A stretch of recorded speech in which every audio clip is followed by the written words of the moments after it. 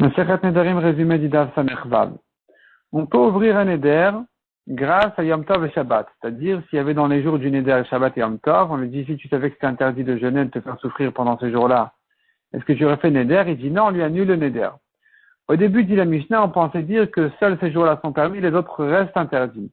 Jusqu'à ce que Rabbi Akiva est venu et nous a appris qu'un Neder qui a été annulé en partie est annulé complètement. Exemple, il a dit, je ne profite pas de vous tous, un d'entre eux a été permis, ils sont tous permis.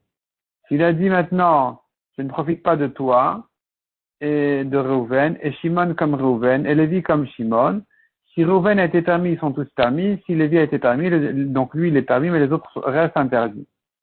Et maintenant il a dit, Neder pour Reuven, en Neder Shimon, en Neder Lévi, puisqu'il a répété la notion du Neder de Korban sur chacun d'entre eux, alors ici il faudra annuler chaque Neder en soi. Un homme qui a fait un Neder sur le vin, en expliquant le vin il fait mal au ventre, c'est difficile je ne peux pas boire du vin, on lui a dit, mais non, mais il y a un certain vin qui est bon, eh bien, ce vin-là lui est permis, et automatiquement les autres aussi, parce que le Neder n'est pas entier. Pareil, l'oignon, il est mauvais pour le cœur, on lui dit, non, mais il y a tel oignon qui est bon pour le cœur, cet oignon en question est permis, et automatiquement le reste aussi, parce que le Neder a été annulé en partie, il est annulé complètement. La Gemara dit, notre Mishnah pense comme Rabbi Shimon, qui dit que pour que le Neder se rapporte sur chacun d'entre eux, il faut qu'il répète sur chacun d'entre eux Neder, en Korban, Konam, sur chacun d'entre eux. Et sinon, on dira, c'est un Neder général pour eux tous. Alors notre Mishnah a dit, que c'est ça dans tous les cas, c'est considéré comme un Neder général jusqu'à ce qu'ils disent vraiment, qu'ils répètent Konam, Korban sur chacun d'entre eux. Donc ça va comme Rabbi Shimon, qui dit ailleurs le même principe.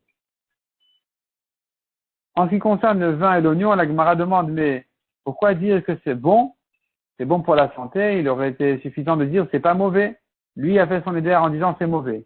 Dis-lui c'est pas mauvais, c'est suffisant, répond la Gemara, oui c'est vrai. C'est pas mauvais, non seulement c'est pas mauvais, mais d'ailleurs c'est bon aussi.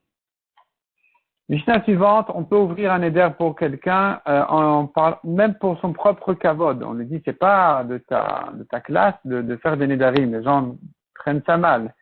Et donc, surtout, quand il fait un Neder sur sa femme, il doit se divorcer, on lui dit, écoute, ça va te déshonorer.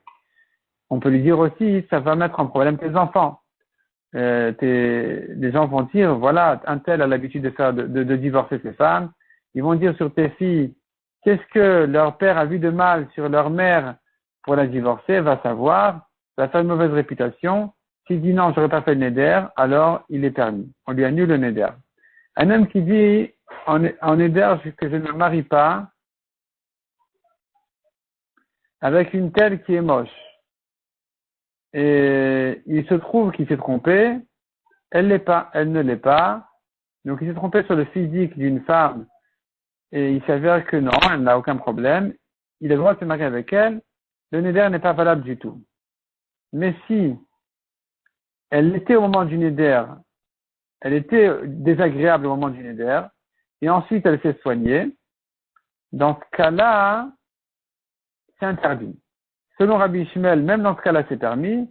Et la Mishnah raconte sur Rabbi Ishmael, qui justement, un cas comme celui-là s'est présenté devant lui, sur quelqu'un qui a fait un Neder de ne pas se marier avec une telle, qui était sa nièce.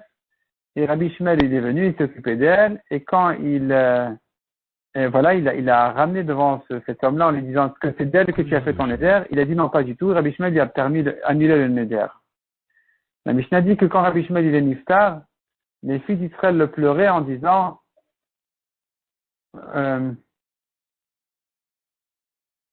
pleurez Rabbi Ishmael qui s'est occupé de vous, qui vous a donné des habits, etc. Comme ce que on pleurait les filles d'Israël, Shaoul Amelech.